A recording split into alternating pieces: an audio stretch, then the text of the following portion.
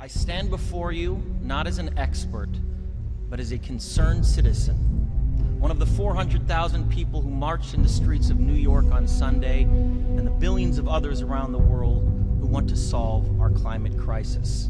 As an actor, I pretend for a living. I play fictitious characters, often solving fictitious problems.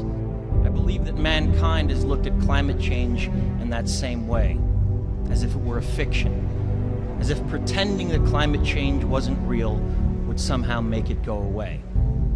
But I think we all know better than that now. Every week we're seeing new and undeniable climate events, evidence that accelerated climate change is here right now. Droughts are intensifying, our oceans are acidifying, with methane plumes rising up from the ocean floor.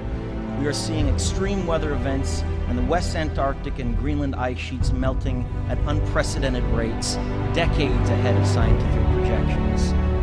None of this is rhetoric, and none of it is hysteria. It is fact.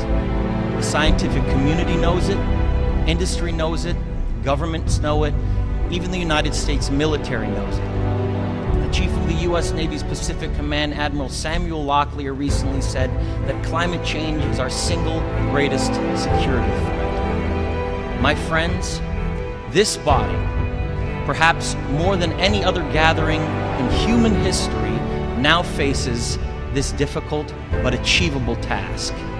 You can make history, or you will be vilified by it. To be clear, this is not about just telling people to change their light bulbs or to buy a hybrid car.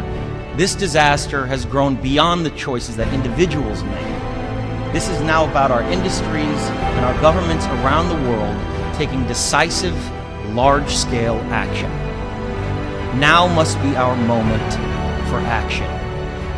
We need to put a price tag on carbon emissions and eliminate government subsidies for oil, coal, and gas companies. We need to end the free ride that industrial polluters have been given in the name of a free market economy. They do not deserve our tax dollars. They deserve our scrutiny, for the economy itself will die if our ecosystems collapse. The good news is that renewable energy is not only achievable, but good economic policy. This is not a partisan debate, it is a human one.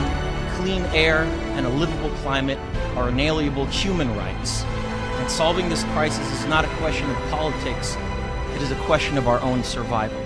This is the most urgent of times and the most urgent of messages. I pretend for a living, but you do not. The people made their voices heard on Sunday around the world, and the momentum will not stop. But now it is your turn. The time to answer humankind's greatest challenge is now. We beg of you to face it with courage and honesty.